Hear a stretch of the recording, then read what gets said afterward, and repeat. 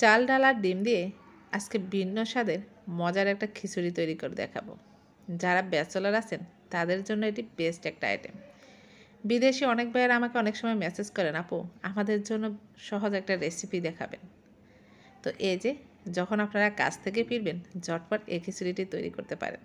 এখানে আমি 1.5 কাপ পোলা চাল নিয়েছি, 1/2 কাপ মেজারমেন্ট কাপ নিয়েছি এটা, আর 1 কাপের একটু বেশি ডাল নিয়েছি। চাইলে এখানে বাতাস চাল দিয়েও করতে পারেন। আর 2টা ডিম নিয়েছি।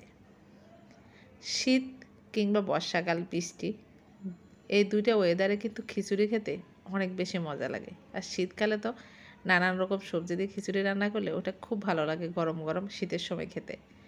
চাল ডালটাকে ভালো করে ধুয়ে নিচ্ছি। এই যে ধুয়ে নিয়ে নাম। এখন চলে আসলাম চুলায়, কিছুটা তেল দিয়ে ডিম 2টাকে দিয়ে দিলাম, সামান্য একটু লবণ দিয়ে দিলাম। ভিডিও করার সময় হঠাৎ করে আমার কারেন্টও চলে গেছে, তো যাই হোক সাথে সাথে আবার চলে এসেছে। ডিমটাকে এখন ভেঙে এভাবে ঝুরি ঝুরি করে নিচ্ছি। তো ডিমটা তো হয়ে গেল, এবার ডিমটাকে নামিয়ে নিচ্ছি। এ পর্যায়ে সবাই কমেন্ট করতে থাকেন কে কোথা থেকে আমার ভিডিওটি দেখছেন, যাতে করে পরবর্তীতে আপনাদেরকে ধন্যবাদ জানাতে পারি। ডিমটা উঠিয়ে সেম প্যানে আমি আরও তেল দিয়ে দিলাম, তারপরে এলাচ দারচিনি তেজপাতা লবঙ্গ দিয়ে দিলাম, এরপরে পেঁয়াজ কুচি দিয়ে দিলাম। দিয়ে পেঁয়াজটাকে এখন একটু ভেজে নেব। পেঁয়াজটা নরম হয়ে আসা পর্যন্ত অপেক্ষা করতেছি। এরপরে এখানে আদা রসুন পেস্ট দিয়ে দিছি 1.5 চা চামচ পরিমাণ। এরপরে জিরা গুঁড়া, হলুদ গুঁড়া আর মরিচ গুঁড়া দিয়ে দিছি, সব অল্প অল্প করে দিয়েছি। তারপরে মশলাটাকে একটু পানি দিয়ে ভালো করে কষিয়ে নেব। মশলাটা ভালো করে কষানো হয়ে গেলে তারপর চাল দেব। এ ফাঁকে আমি লবণ, কাঁচামরিচ আর গরম মশলা গুঁড়া দিয়েছি। যখন তেলটা এরকম উপরে উঠে আসবে তখন চাল ডালটা দিয়ে দেব। দিয়ে এটাকে একেবারে 3-4 মিনিট পরিমাণ আমি এটাকে ভাজতে থাকবো।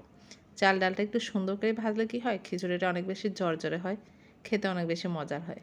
আর শক্ত থাকার অনেক সময় দেখা যায় অনেকের খিচুড়ি পোলাতে ভিতরে একটু চাল চাল শক্ত শক্ত উপরে আঠালো হয়, সেরকম থাকবে না, সুন্দর করে সিদ্ধ হয়ে যাবে। ভাজার পরে এখন পানি দিয়ে দিচ্ছি পরিমাণ মতো। তো এই যে পানিটা দিয়ে দিলাম, পানিটা দিয়ে ঢাকনা দিয়ে ঢেকে দিলাম। মাঝখানে এখন নেড়ে ছেড়ে দিচ্ছি। এই পর্যায়ে লবণটা একটু চেক করে দেখবেন, লবণটা যদি কম হয়ে থাকে এই পর্যায়ে দিয়ে নেবেন, কারণ পরে দিলে আর মিশতে চাইবে না।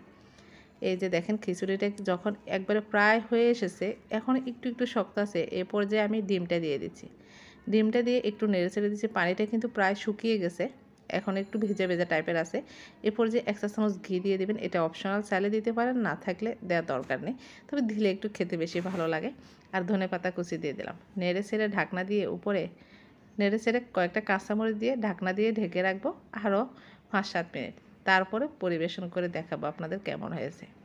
খিচুড়িটা দেখেন মাশাআল্লাহ কতটা জর্জরে, একেবারে এই টাইপের খিচুড়ি একটু সফট সফট খেতে অনেক বেশি ভালো লাগে। একেবারে বেশি জর্জরা খিচুড়ি কিন্তু আমার পছন্দ না, এরকম টাইপের খিচুড়ি আমার বেশি পছন্দ।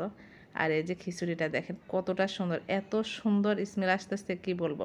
তো আশা করি রেসিপিটি ভালো লেগেছে, ভালো লাগলে লাইক কমেন্ট শেয়ার করবেন। আল্লাহ হাফেজ।